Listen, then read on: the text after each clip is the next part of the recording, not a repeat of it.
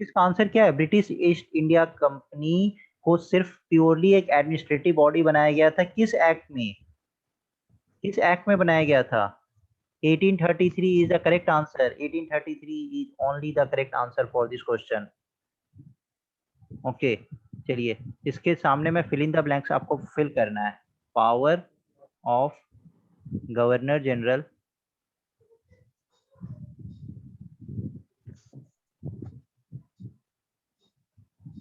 increased over the governor of Bombay and Madras. Bombay and Madras आपको fill करना है।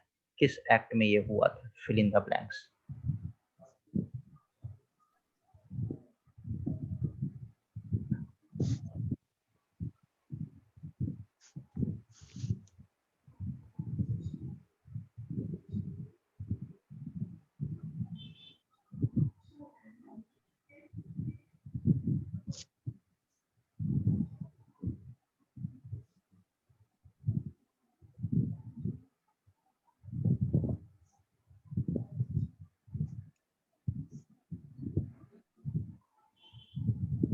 Okay,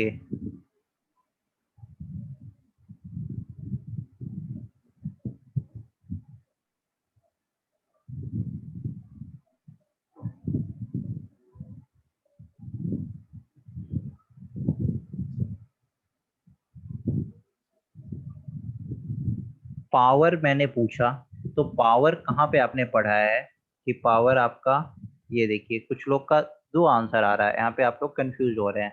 कुछ लोग का 1853 और कुछ लोग का 1773। ये देखिए मैं अभी दिखा रहा हूँ आपको, जस्ट वेट।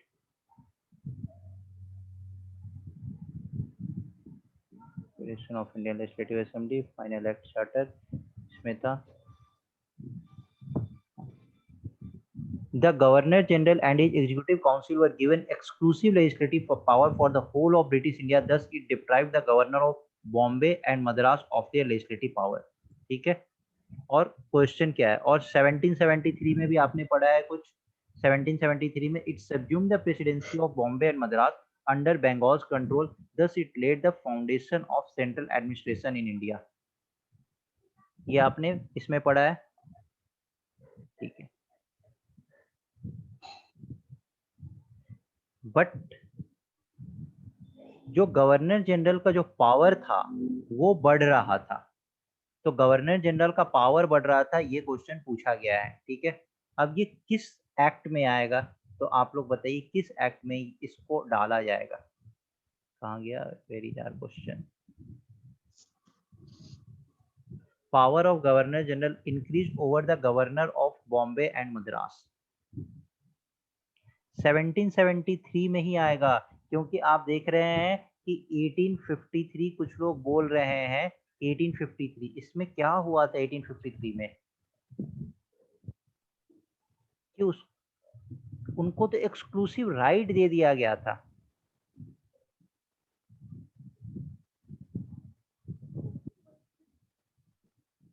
देखिए यहाँ पे लिखा हुआ है,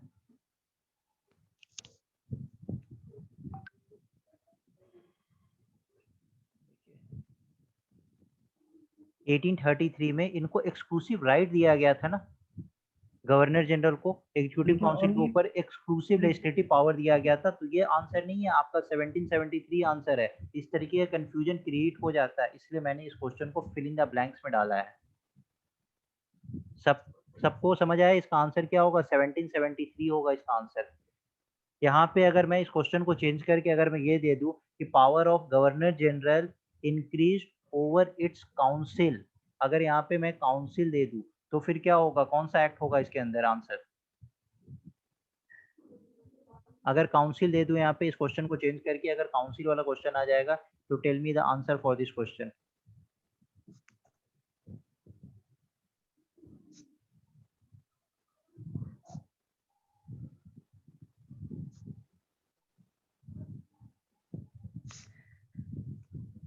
डबल गवर्नमेंट एंडेड 1793, ये कहाँ पढ़ लिया?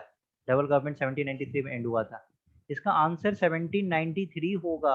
गवर्नर जनरल काउंसिल के ऊपर गवर्नर जनरल अपने पावर को ओवरराइड कर सकते हैं। तो इसका आंसर होगा 1793। ये आपने कहाँ पढ़ लिया कि डबल गवर्नमेंट एंड हुआ था 1793 में? कैसे पढ़ा आपने?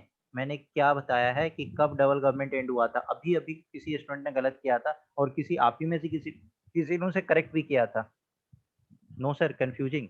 अच्छा कोई बात नहीं, इसलिए तो मैं क्वेश्चंस करा रहा हूँ कि कंफ्यूजन दूर हो आप लोगों का। ओके चलिए ठीक है। अब एक question I am writing here, tell me the answer. Which of the act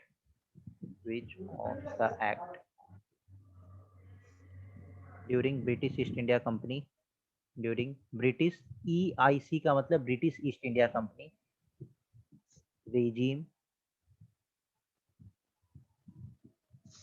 has made separation of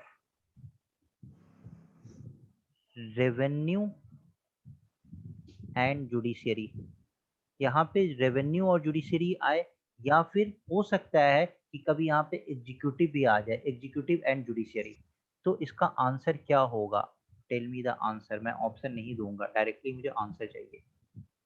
Which of the following act during British East India Company regime had made separation of revenue and judiciary? What is the answer for this?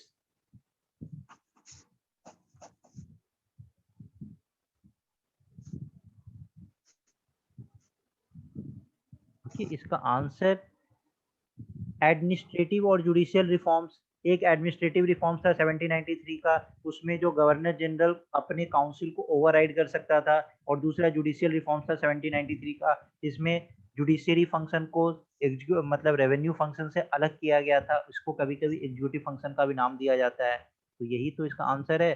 The answer is 1793। Sorry, हाँ 1793। Yes yes, ठीक है ठीक है ठीक है ठीक है, 1793। 93 है सर। हाँ हाँ 1793 है। चलिए, नहीं किसी स्टूडेंट ने नीचे कुछ लिखा था ना, तो मुझे लगा मैंने गलत लिख दिया फिर। चलिए ठीक है, ओके।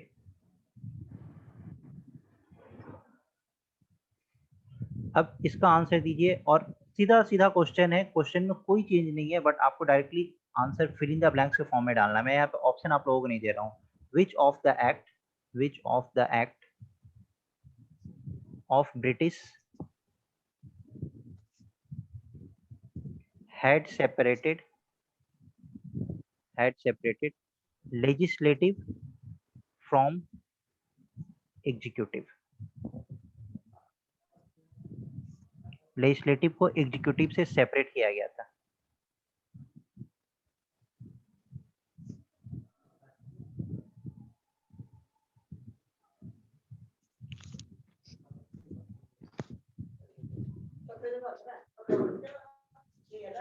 No Imran, 1853 sir.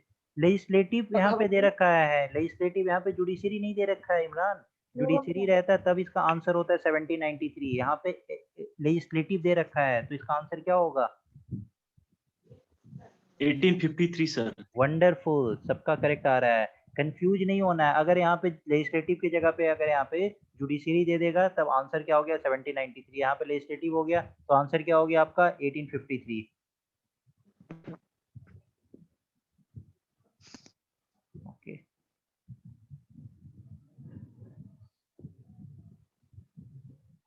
चलिए,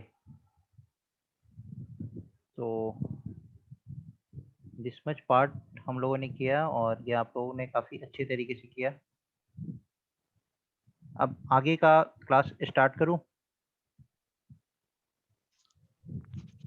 I think sir tomorrow. Tomorrow, not today. Sir, tomorrow. Not today, sir. Sir tomorrow. अरे आप लोग सब एक साथ बोल रहे हैं टुमारो। ठीक है, जो टुमारो बोल रहे हैं ना, चलिए अब एक काम करते हैं, माइक ऑफ करते हैं पहले तो। सॉरी, माइक कह रहे हैं, रिकॉर्डिंग ऑफ करते हैं। वेट,